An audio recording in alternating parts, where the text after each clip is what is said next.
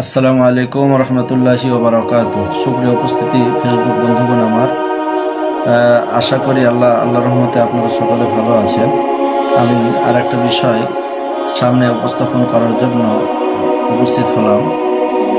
বিষয়টি হচ্ছে যে আগে মানুষ এবং অন্যান্য সৃষ্টির মধ্যে পার্থক্য কি সে সম্পর্কে আলোচনা এর আগে ধারাবাহিকভাবে করে আসছিলাম। তো এ পর্যন্ত আমরা 5টি পর্ব পর্যন্ত আলোচনা করেছি। ষষ্ঠ যেটা পার্থক্য, অর্থাৎ মানুষ এবং অন্যান্য সৃষ্টির মধ্যে যতগুলো পার্থক্য রয়েছে তার মধ্যে ষষ্ঠ নম্বর যে পার্থক্য সেটা হচ্ছে ফি আকলিহি ও ইদরাকিহি ও খয়ালিহি ও তাসাব্বুরিহি। এ সম্পর্কে মুসান্নিফ রাহিমাহুল্লাহ আলোচনা করতে গিয়ে 6 নম্বর কারণ তিনি উল্লেখ করেন, মানুষ এবং অন্যান্য পশুর মধ্যে পার্থক্যর একটা উল্লেখযোগ্য দিক হচ্ছে ফি আকলিহি। আকল বলা হয় বোধ শক্তিকে, বুদ্ধিকে। যেটা মানুষের বুদ্ধি আছে, বোধ শক্তি আছে, কিন্তু অন্য কোনো পশুর বা অন্য কোনো সৃষ্টির বোধ শক্তি, বুদ্ধি নেই। ওয়াইদরাকিহি, এবং উপলব্ধি করা, এই উপলব্ধি করার এই বিষয়টাও মানুষের আছে কিন্তু অন্য কোনো পশুর নেই। ও খয়ালিহি, খয়ালিহি বলা হয় যেটা বাংলা ভাষায় আমরা খেয়াল বলি, যে খেয়াল করছে, অথবা ধারণা করা, কল্পনা করা, এগুলো হচ্ছে খয়াল। ওয়া তাসাব্বুরিহি, পার্থক্য দিক হচ্ছে যে তাসাব্বুরিহি অর্থাৎ আকৃতি পাওয়া, চিন্তা ভাবনা, কল্পনা করা। সুপ্রিয়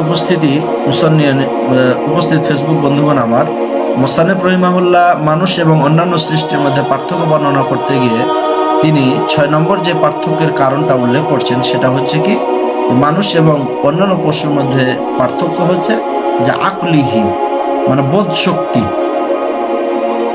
তারপরে ইদরাকিহি উপলব্ধি করা, যেটা সৃষ্টি পারবে কিন্তু অন্যরা পারবে না, মানুষ পারবে কিন্তু অন্যরা উপলব্ধি করতে পারবে না।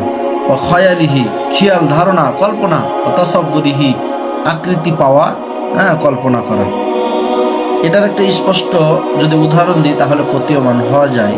সেটা হলো যে পঞ্চ ইন্দ্রিয় যদি থাকে, পঞ্চ ইন্দ্রিয় মানে কি, মানে অনুধাবন করার বা কোনো একটা বিষয় জ্ঞান অর্জন করা, পাওয়া, এর জন্য কয়েকটা স্তর রয়েছে। তার মধ্যে উল্লেখযোগ্য একটা স্তর হচ্ছে যে পঞ্চ ইন্দ্রিয়। তো এই ইন্দ্রিয়গুলো 5টি, বাহ্যিক ইন্দ্রিয় 5টি। 1 নম্বর আপনার চোখ, যার কাজ হচ্ছে দেখা। জিহ্বা, যার কাজ হচ্ছে স্বাদ গ্রহণ করা। হাত, যার কাজ হচ্ছে স্পর্শ করা, ঠান্ডা না গরম অনুধাবন করা। কান, যার কাজ হচ্ছে শ্রবণ করা। নাক, যার কান হচ্ছে ঘ্রাণ নেওয়া। এই 5টি বিষয় থেকে মানুষ সাধারণত কোনো কিছু জ্ঞান অর্জন করে থাকে। তো এই জ্ঞান অর্জন কিন্তু একটা পশুও পারে। যেমন ধরেন চোখের দেখা, সামনে কি আছে এটা যেমন মানুষ দেখতে পারে, ঠিক একটা পশুও দেখতে পারে। কান দিয়ে শোনা, যেমন হরেন মারছে, হরেন বাজাচ্ছে, এক্ষেত্রে যদি দেখেন যে মানুষও শুনতে পাচ্ছে আবার পশুও শুনতে পাচ্ছে। তারপরে ঠান্ডা না গরম, এটা যদি দেখেন তাহলে প্রতীয়মান হবেন যে স্পর্শ করার দ্বারা মানুষ যেভাবে বুঝতে পারে পশুও সেভাবে বুঝতে পারে। তারপরে এভাবেই পঞ্চ ইন্দ্রিয় দ্বারা মানুষ যে জ্ঞানটা অর্জন করে, মানুষের বিপরীতে যেগুলো অন্য পশু বা জীবজন্তু রয়েছে সেগুলো জ্ঞান অর্জন করতে পারে। তাহলে এখানে আমরা কোনো পার্থক্য দেখতে পাচ্ছি না। তবে পার্থক্য কি, ফি আকলিহি, আকলের দিক থেকে। আকলের দিক থেকে পার্থক্য, যেমন উদাহরণ নেন, উদাহরণস্বরূপ মনে করেন যে ওয়ালের পাশে ধোঁয়া উঠছে। তো ওয়ালের পাশে ধোঁয়া উঠছে, এই ধোঁয়া দেখে আমরা বুঝতে পারলাম যে ওখানে আগুন লেগেছে। এটা আমরা অনুধাবন করলাম, উপলব্ধি করলাম, খেয়াল করলাম, বাবার আকৃতিটা আমাদের ভিতরে আসলো, মানুষের ভিতরে আসলো, কিন্তু পশু এটা বুঝতে পারবে না। পশুর এরকম ধারণা করার মতো তাদেরকে যোগ্যতা দেওয়া হয় নাই। তাহলে মানুষ এবং অন্য একটা সৃষ্টি বা অন্য প্রাণীর মধ্যে উল্লেখযোগ্য একটি পার্থক্য হচ্ছে, মানুষকে আল্লাহ সুবহানাহু ওয়া তাআলা আকল দিয়েছেন, ইদরাক শক্তি, বোধ শক্তি দিয়েছেন, উপলব্ধি শক্তি দিয়েছেন, কল্পনা শক্তি দিয়েছেন, আকৃতি পাওয়ার যোগ্যতা দিয়েছেন, কিন্তু অন্য পশুদেরকে এটা দেন নাই। এজন্য মুসান্নিফ রাহিমাহুল্লাহ পার্থক্য করতে গিয়ে তিনি এটা একটা পার্থক্য করেছেন। তিনি বলেন, ইন্নাল হাইওয়ানা ইয়াশতারিকু মাআল ইনসান ফি হাওয়াসিহি ওয়ালাকিন্নাল ইনসানা ইয়ামতাজু আনহু ইদরাকান তাসাব্বুরান খয়ালান আরকা ওয়া আ'লা ফাল ইনসান হাইওয়ান ইশাহিদানে রাজকাতুল জারকাতুল বাহার ওয়ালাকিন্না শাত্তানে বাইনান নাজরাতাইনে। মুসান্নিফ রাহিমাহুল্লাহ বলেন, ইন্নাল হাইওয়ানা, নিশ্চয় জন্তু যেগুলোর জীবন আছে, ইয়াশতারিকু মাআল ইনসান ফি হাওয়াসিহি, পঞ্চ ইন্দ্র দ্বারা অনুধাবন করার যে শক্তি সেটা মানুষের সাথে মিল রয়েছে। পঞ্চ ইন্দ্র দ্বারা যেমন মানুষ জ্ঞান অর্জন করতে পারে, একটা পশু পঞ্চ ইন্দ্র দ্বারা জ্ঞান অর্জন করতে পারে। ওয়ালাকিন্নাল ইনসানা, কিন্তু মানুষ ইয়ামতাজু আনহু ইদরাকান ওয়া তাসাব্বুরান ওয়া খয়ালান, কিন্তু মানুষ যার ইদরাক রয়েছে, উপলব্ধি শক্তি রয়েছে, তাসাব্বুরান আকার আকৃতি পাওয়ার শক্তি রয়েছে, কল্পনা শক্তি ও খয়ালান কল্পনা করা, চিন্তা ভাবনা করার শক্তিটা মানুষের রয়েছে। আর আলা, ফলে সে উপরে উঠে গেছে। ফাল ইনসান ওয়াল হাইওয়ান ইউশাহিদানে জারকাতাল বাহার, যে সমুদ্রের নীলতা এখানে সে দেখতে পায়, মানে সমুদ্র দেখতে পায়, দেখে বা সমুদ্রের নীলতা লক্ষ্য করে। ওয়ালাকিন শাত্তান আর বাইনা নাজরাতাইনে, তো মনে করেন যে একটা মানুষ নীল সমুদ্র দেখলো, আবার একটা পশুও দেখলো, তো দুইটার মধ্যে দেখার কিন্তু ভিন্নতা রয়েছে। মানুষের দেখা কি, ফাজারাকাতুল বাহারি উলহিমা বিসাবাবিহিমাল ইনসান শাআরা নাসরান ওয়া আলমান ওয়া মুতাআতান ওয়া তাআম্মুলাতান ওয়া ইশারাতাল্লাতি আশয়ান কাসিরাতান। তো মুসান্নিফ রাহিমাহুল্লাহ বলছেন যে এই নীল নদ দেখা, সমুদ্রের নীলতা দেখার দ্বারা উলহিমা বিসাবাবিন ইনসান, মানুষ অনুপ্রাণিত হন।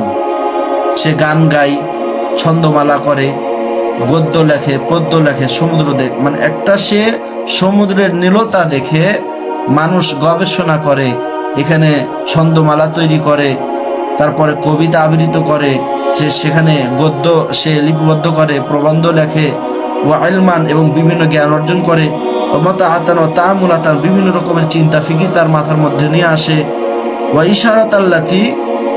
ইশারাতাল্লাতি আশিয়ান কাসিরাতান, এভাবে আরো অনেক কিছু বুঝতে পারে। সুপ্রিয় উপস্থিতি, কথাটির সারমর্ম এটাই যে সমুদ্রের নীলতা একটা পশুও দেখে, একটা মানুষও দেখে।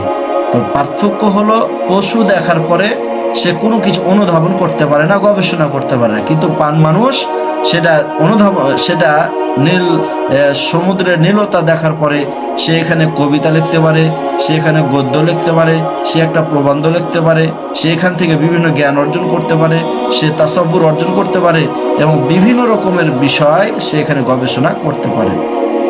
মুসান্নিফ এই কথাই বলছেন, ওয়াতাদাউ সাম্মা লিযুবাবাতি ফি মাই সাকরি, চিনিতে যদি পানি, মানে চিনিতে যদি পানি রাখা হয়, অর্থাৎ যদি চিনি মিশ্রিত পানিতে মাছির জন্য যদি বিষ রাখা হয়, তাহলে চিনি মিশ্রিত পানিতে যদি বিষ রাখা হয়, ফাতাকুলু মিনহু, তাহলে ওই জুবাব অর্থাৎ মাছিটা সেটা খেয়ে ফেলে।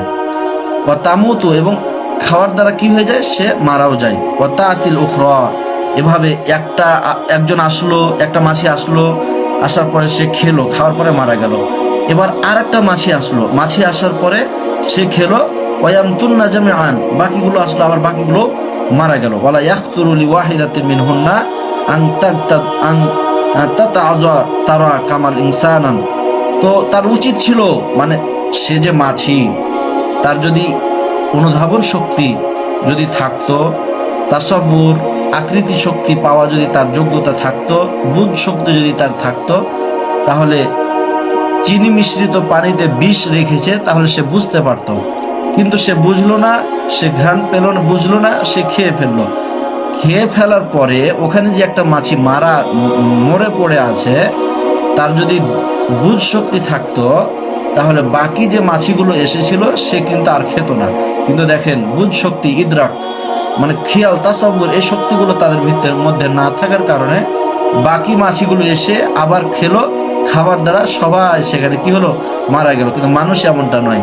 মানুষকে আল্লাহ সুবহানাহু ওয়া তাআলা অনুধাবন শক্তি দিয়েছেন, বুঝ শক্তি দিয়েছেন, খেয়াল শক্তি দিয়েছেন, হ্যাঁ, তারপরে আকৃতি পাওয়ার এবং কল্পনা করার শক্তি মানুষকে আল্লাহ তাআলা দিয়েছেন। ফলে প্রথমেই সেই বুঝতে পারে যেখানে বিষ মিশানো আছে, অতএব খাওয়া যাবে না। এই বুঝ শক্তির আল্লাহ তাআলা মানুষকে দিয়েছেন, অন্য কোনো প্রাণীকে আল্লাহ তাআলা দেন নাই। তারপরে মুসান্নিফ রাহিমাহুল্লাহ বলছেন যে তারওয়া কাম ইনসানান ইয়াকুল মিন তাআমিন মাতা মিনহু গায়রা ওয়ারাহু। তো এভাবে করে বিষয়গুলো লা ইয়াখতুরু লিওয়াহিদাতিন মিনহুন্না আন আযওয়া তারওয়া কাম ইনসানান ইয়াকুলু মিন তাআমিন মাতা মিনহু গায়রাহু ওয়ারাহু। তো মানুষ এভাবে খাওয়ার পরে মারা গেছে, বিষয়টা এরকমটা নয়। সুপ্রিয় উপস্থিতি ফেসবুক বন্ধুগণ আমার, তাহলে আমরা এখান থেকে একটা বিষয় প্রতীয়মান হলাম যে একটা মানুষ এবং অন্য পশু প্রাণীর মধ্যে একটা উল্লেখযোগ্য পার্থক্য হচ্ছে মানুষের বুঝ শক্তি, অনুধাবন শক্তি, মানুষের কল্পনা শক্তি, মানুষের গবেষণা শক্তি, মানুষের আকৃতি চিন্তা ভাবনা, এগুলো মানুষকে দেওয়া হয়েছে, কিন্তু অন্য প্রাণীকে এগুলো দেওয়া হয় নাই। তাহলে এখান থেকে একটা পার্থক্যের স্পষ্টতা আমরা প্রতীয়মান হলাম। এই বুঝ শক্তি গবেষণা করে, চিন্তা কল্পনা করে মানুষ সে নিজেকে রক্ষা করতে পারে, কিন্তু অন্য সৃষ্টিগুলো নিজেকে রক্ষা করতে পারে না। তাহলে আল্লাহ সুবহানাহু ওয়া তাআলা আমাদের সকলকে এই বিষয়টা বুঝার তৌফিক দান করে বলে আল্লাহুম্মা আমিন। আসসালামু আলাইকুম ওয়া রাহমাতুল্লাহ।